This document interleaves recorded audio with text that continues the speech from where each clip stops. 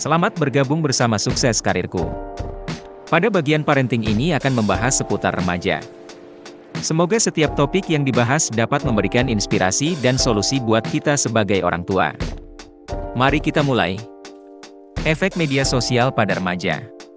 Media sosial merupakan platform yang hampir semua orang yang memiliki smartphone sudah familiar, baik itu Facebook, Instagram, Twitter, TikTok, dan lainnya.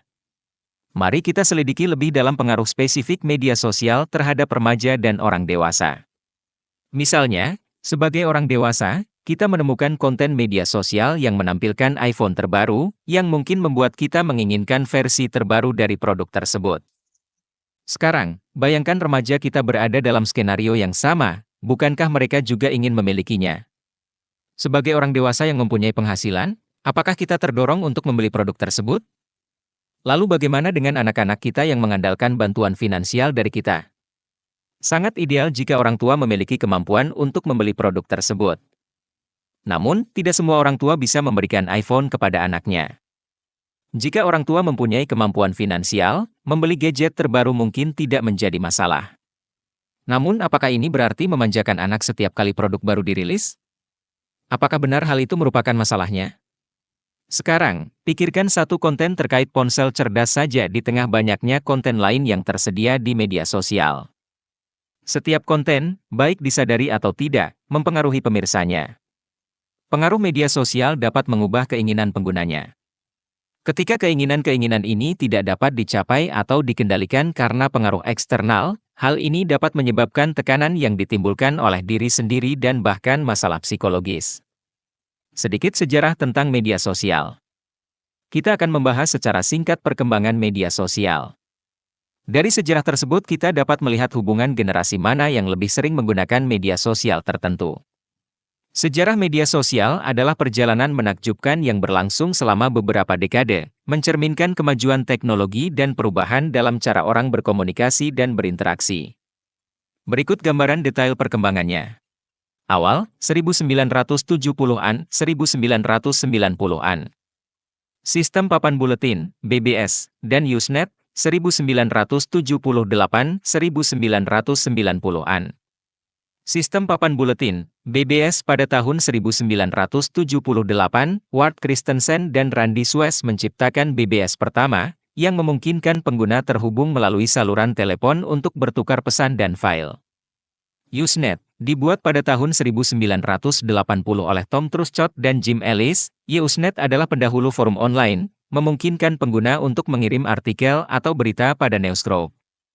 Layanan online awal, CompuServe. 1979 sedih salah satu layanan online besar pertama, yang menawarkan layanan forum, email, dan chat. AOL, 1985 sedih Amerika Online menyediakan antarmuka yang lebih ramah pengguna untuk email, ruang obrolan, dan kemudian, penjelajahan web, memainkan peran penting dalam membawa komunikasi online pada halayak yang lebih luas. Bangkitnya jejaring sosial berbasis web, 1990-an 2000-an. Situs jejaring sosial awal. 6 Degrees, 1997, sering dianggap sebagai situs jejaring sosial pertama. 6 Degrees memungkinkan pengguna membuat profil, membuat daftar teman, dan menelusuri daftar teman. Live Journal, 1999, platform blogging yang memungkinkan pengguna membuat jurnal online dan bergabung dengan komunitas berdasarkan minat. T.com Bubble and Aftermath. Friendster, 2002, salah satu situs pertama yang mendapatkan popularitas arus utama, Friendster menekankan menghubungkan pengguna dengan teman dan teman dari teman. MySpace, 2003, dikenal karena profilnya yang dapat disesuaikan dan fitur berbagi musik. MySpace menjadi situs jejaring sosial terbesar di dunia pada tahun 2006. Booming media sosial. Facebook, 2004, diluncurkan oleh Mark Zuckerberg dan teman sekamar kuliahnya. Facebook dimulai sebagai jaringan untuk mahasiswa Harvard dan dengan cepat berkembang di universitas lain dan kemudian pada masyarakat umum. Penekanannya pada identitas nyata dan fitur kabar berita berkontribusi terhadap pertumbuhan besar-besaran. Platform umum lainnya. LinkedIn, 2003, berfokus pada jaringan profesional. LinkedIn memungkinkan pengguna membuat resume, terhubung dengan kolega, dan mencari pekerjaan. YouTube, 2005, didirikan oleh Steve Chen, Chad Hurley, dan Jawed Karim. YouTube merevolusi berbagi video dan menjadi platform masuk untuk konten video buatan pengguna. Twitter, 2006, sekarang dikenal sebagai X, dibuat oleh Jack Dorsey, Noah Glass, Biston, dan Evan Williams. Twitter memperkenalkan konsep microblog dengan batas 140 karakter, yang kemudian diperluas. Instagram, 2010, didirikan oleh Kevin Systrom dan Mike Krieger. Instagram berfokus pada berbagi foto dan video dengan penekanan pada filter dan estetika visual. Ekspansi dan diversifikasi, 2010-an sampai sekarang. Snapchat, 2011, dibuat oleh Evan Spiegel, Bobby Murphy, dan Reggie Brown. Snapchat memperkenalkan pesan singkat, yang memungkinkan pengguna mengirim foto dan video yang hilang setelah dilihat. WhatsApp, 2009, aplikasi perpesanan yang mendapatkan popularitas karena kesederhanaan dan keamanannya, kemudian diakuisisi oleh Facebook pada tahun 2014. TikTok, 2016, awalnya diluncurkan sebagai Douyin di Tiongkok, TikTok menjadi sensasi global karena konten video pendeknya, yang didorong oleh algoritme dan keterlibatan pengguna. Tren saat ini dan masa depan. Integrasi dan konvergensi, platform media sosial semakin mengintegrasikan fitur-fitur satu sama lain, seperti Instagram Stories, terinspirasi oleh Snapchat, dan integrasi perpesanan Facebook di seluruh aplikasinya, Messenger, Instagram, WhatsApp. Monetisasi dan e-commerce. Platform berfokus pada strategi monetisasi, termasuk periklanan, konten bersponsor, dan fitur belanja terintegrasi. Dengan maraknya media sosial, perhatian terhadap privasi, keamanan data, dan misinformasi semakin meningkat. Hal ini memicu diskusi tentang perlunya peraturan yang lebih ketat dan transparansi yang lebih besar dalam industri ini. Media sosial telah berkembang secara signifikan selama bertahun-tahun, mulai dari zaman BBS dan Usenet hingga era saat ini yang didominasi oleh platform seperti Facebook dan TikTok. Perubahan ini telah merevolusi cara kita berinteraksi, berbagi informasi, dan berkomunikasi satu sama lain. Dampak media sosial pada remaja. Media sosial berpotensi memberikan dampak negatif terhadap kesejahteraan mental remaja dalam berbagai cara, memengaruhi harga diri, interaksi sosial, dan kesehatan mental. Berikut adalah beberapa risiko spesifik yang perlu diwaspadai. 1. Dampak berbahaya terhadap harga diri. Perangkap perbandingan, media sosial seringkali menampilkan gambaran kehidupan yang tidak realistis, sehingga menyebabkan remaja membandingkan dirinya secara buruk dengan orang lain. Hal ini dapat menyebabkan perasaan tidak mampu, rendah diri, dan kekhawatiran terhadap citra tubuh. Pencarian pengakuan, pencarian suka, komentar, dan validasi terus-menerus di media sosial dapat menciptakan ketergantungan pada pengakuan eksternal, sehingga berdampak pada rasa harga diri remaja. Media sosial memiliki kemampuan untuk memberikan pengaruh yang signifikan terhadap penampilan kita. Hal ini dapat menimbulkan tekanan untuk menyesuaikan diri dengan standar kecantikan tertentu yang seringkali tidak realistis. Tekanan ini dapat menimbulkan dampak buruk, seperti berkontribusi terhadap perkembangan gangguan pola makan atau menumbuhkan persepsi diri yang negatif. Kekuatan anonimitas dapat menimbulkan hal-hal negatif. Dunia digital dapat menjadi tempat perlindungan bagi para pelaku intimidasi. Remaja mungkin menjadi korban dari teman sebayanya atau bahkan orang yang tidak dikenal di dunia maya, yang mengakibatkan gejolak emosi, kegelisahan sosial, dan perasaan sendirian. 2. Meningkatnya kerentanan terhadap kecemasan dan depresi. Cyberbullying, pelecehan online dan cyberbullying dapat sangat mempengaruhi kesehatan mental remaja, sehingga menimbulkan kecemasan, depresi, dan bahkan pikiran untuk mengakhiri hidupnya. Fear of missing out, FOMO, paparan terus-menerus terhadap aktivitas sosial teman sebaya di media sosial dapat memperburuk perasaan terisolasi, cemas, dan takut ketinggalan. 3. Persepsi terhadap realitas yang terdistorsi. Filter bubble. Algoritma media sosial seringkali menampilkan konten berdasarkan preferensi pengguna, sehingga menciptakan perspektif realitas yang terdistorsi dan memperkuat bias. Misinformasi, paparan berita palsu dan misinformasi dapat membingungkan remaja dan melemahkan kemampuan mereka untuk berpikir kritis. Banyak sekali predisposisi dampak buruk sosial media, kecenderungan masalah psikologisnya, bahkan bisa ribuan faktor. Jadi dampak negatif psikologis pada manusia itu sangatlah besar, namun kita tidak menyadarinya, sehingga harus waspada dengan memahami gejala dan pencegahannya. Salah satunya dengan online course parenting dari Sukses Karirku ini. 4. Masalah tidur dan kecanduan. Durasi layar. Penggunaan media sosial yang berlebihan dapat mengganggu pola tidur, menyebabkan insomnia dan kelelahan, yang dapat berdampak negatif pada kesejahteraan mental dan kinerja akademis remaja. Kecanduan media sosial dan pengecekan notifikasi terus-menerus dapat menyebabkan perilaku kompulsif dan penurunan produktivitas. Situs media sosial dibuat untuk membentuk kebiasaan, menyebabkan lonjakan dopamin saat menerima suka, komentar, dan notifikasi.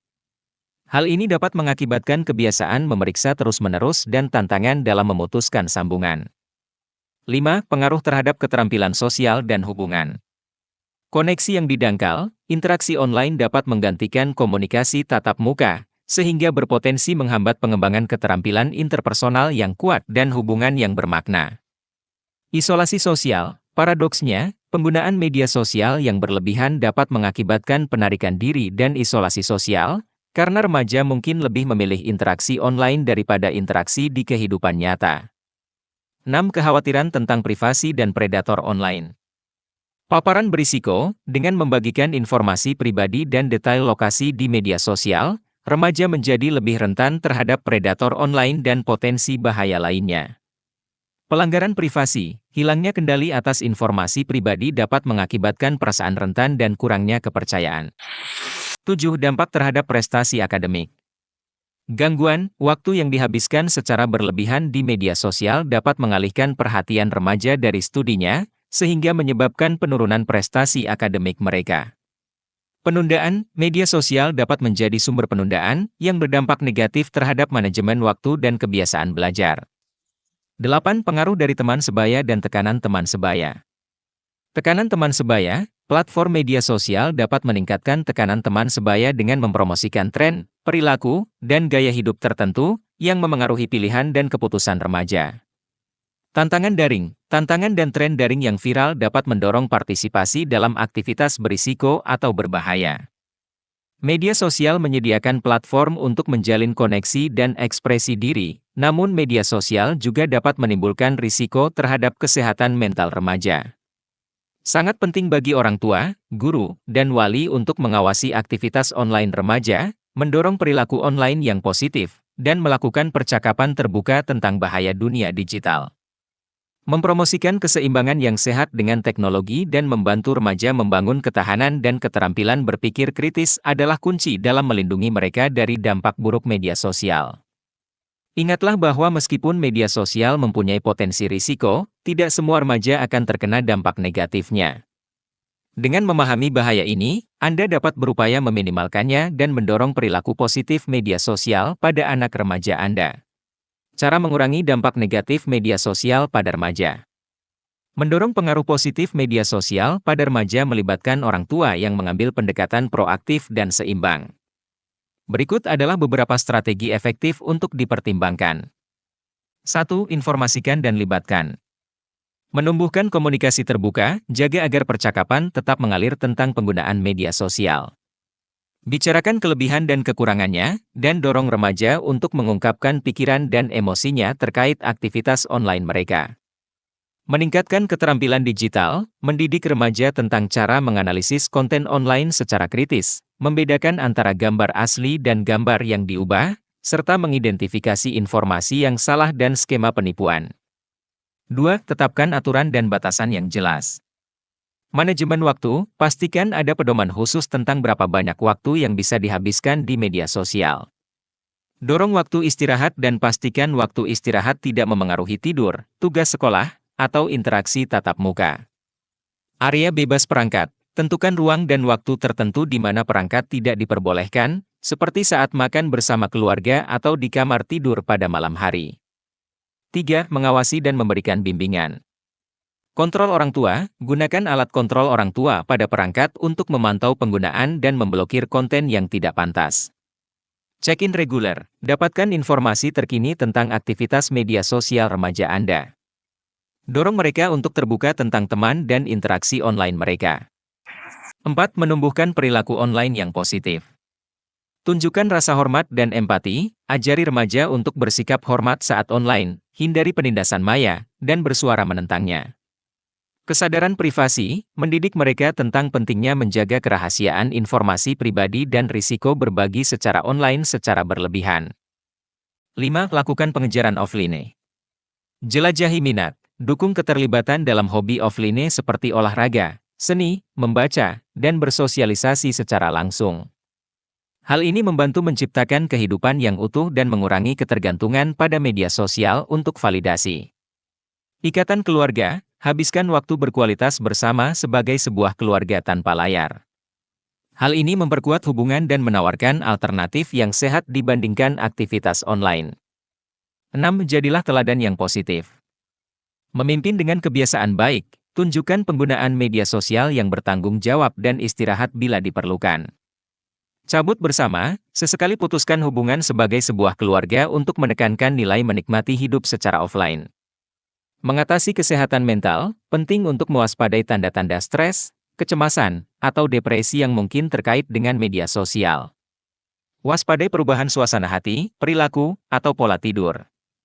Jika diperlukan, jangan ragu untuk mencari dukungan dari ahli kesehatan mental yang dapat memberikan strategi dan bantuan dalam menangani permasalahan terkait media sosial.